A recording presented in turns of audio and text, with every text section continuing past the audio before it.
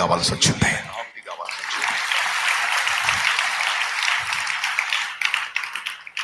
సిలువ ఒకటి నిలువు, ఒకటి అడ్డం, ఒకటి న్యాయం అయితే ఒకటి ప్రేమ.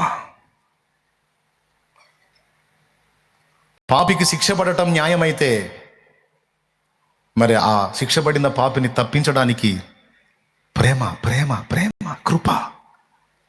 తండ్రి ఆయనే, జడ్జి ఆయనే.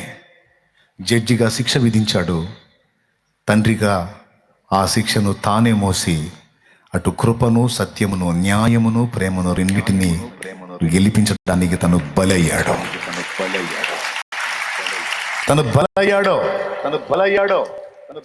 ఇది స్పష్టమైనటువంటి విషయం.